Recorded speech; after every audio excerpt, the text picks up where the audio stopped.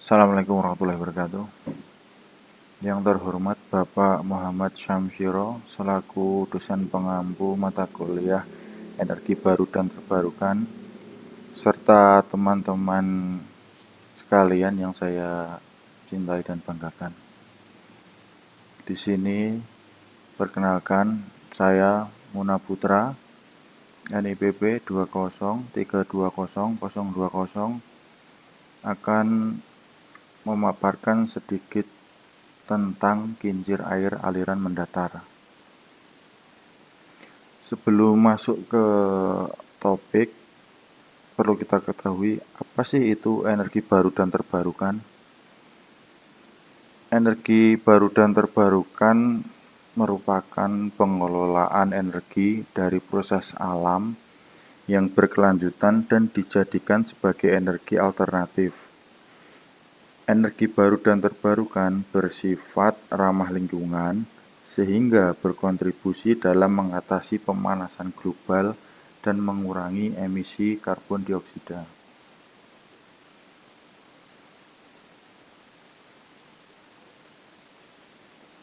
Sumber energi. Sumber energi dibagi menjadi dua, yaitu sumber energi terbarukan dan tidak terbarukan.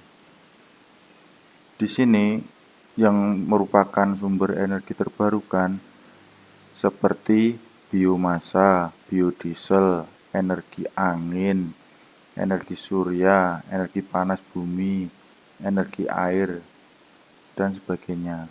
Kemudian untuk energi yang tidak terbarukan seperti minyak bumi, batu bara, dan gas bumi.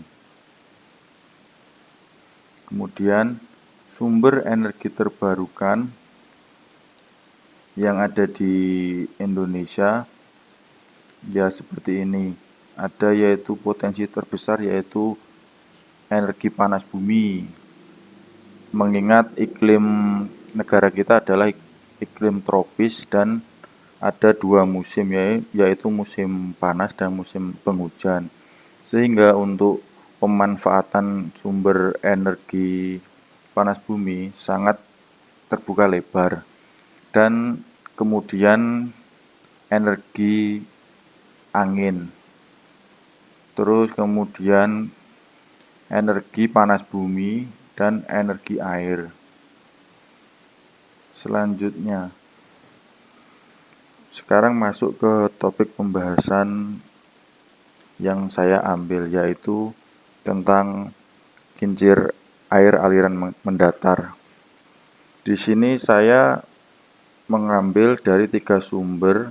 Berdasarkan 3 sumber ini, yaitu sumber pertama dari Bolier Mahsud A dan Tamri M 2018 halaman 2, yaitu pengertian kincir air adalah sarana utama untuk mengubah energi air menjadi energi mekanik berupa putaran poros yang akan memutar penghasil listrik.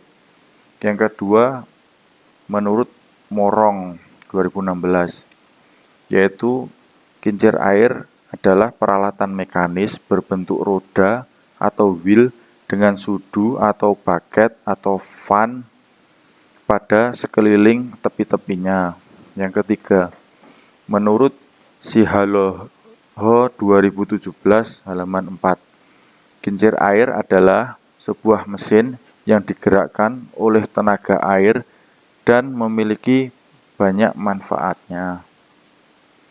Untuk selanjutnya, jenis-jenis kincir air yaitu kincir yang diletakkan secara horizontal dan sudu-sudunya miring terhadap garis vertikal. Pertama, kincir overshoot, yaitu bekerja saat air yang mengalir jatuh ke bagian atas sudu-sudu. Kedua, karena gaya berat air, roda kincir berputar. Terus jenis kincir air yang kedua yaitu kincir undershoot.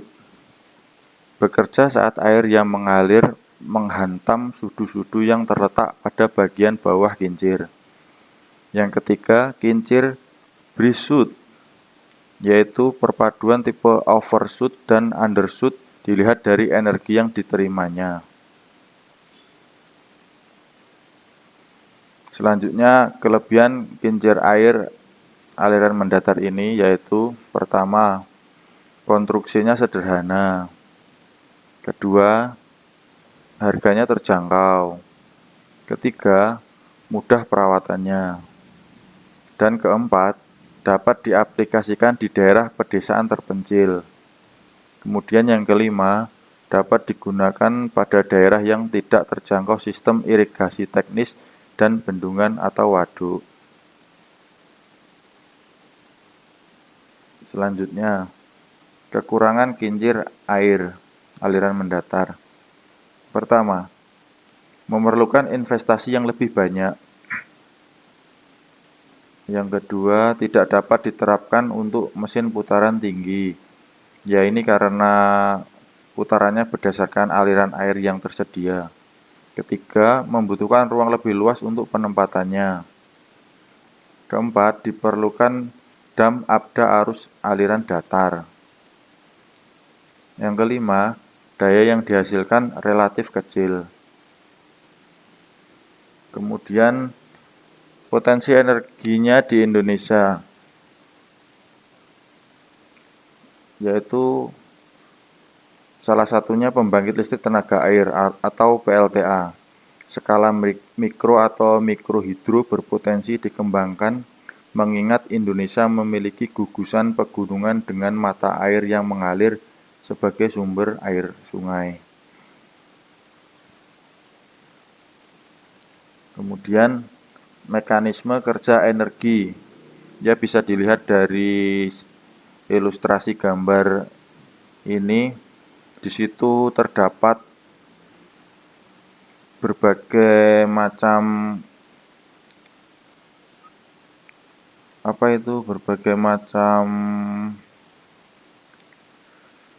mekanisme posisi massa air yang menumbuk sudu-sudu kipas.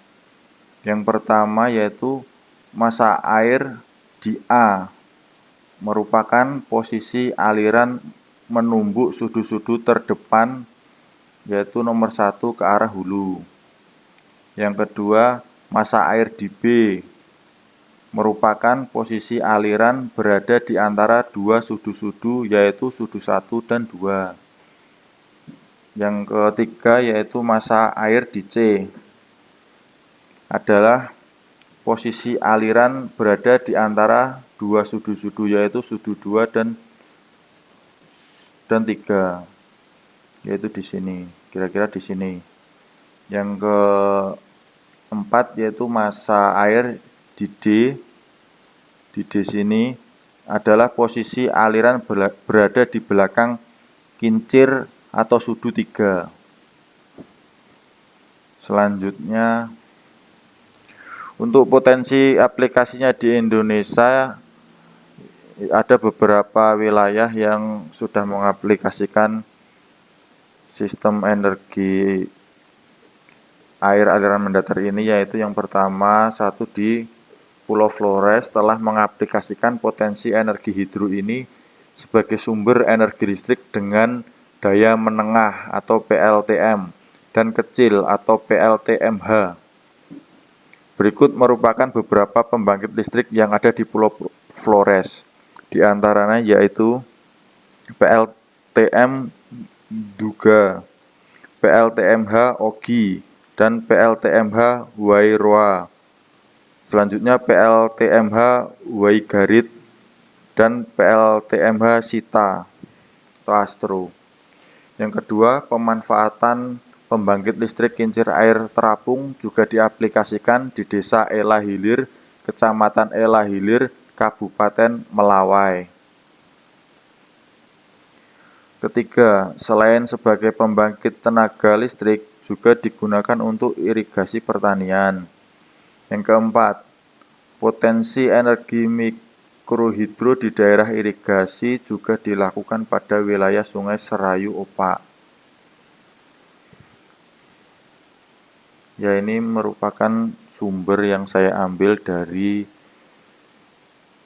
presentasi yang saya sampaikan. Ya, mungkin cukup sekian untuk Bapak Samsiro dan rekan-rekan semua. Apabila ada penyampaian kata yang saya sampaikan mungkin kurang berkenan, saya mohon maaf dan saya berterima kasih atas waktunya untuk meluangkan waktu untuk mengikuti penyampaian materi yang saya sampaikan. Cukup sekian, terima kasih. Wassalamualaikum warahmatullahi wabarakatuh.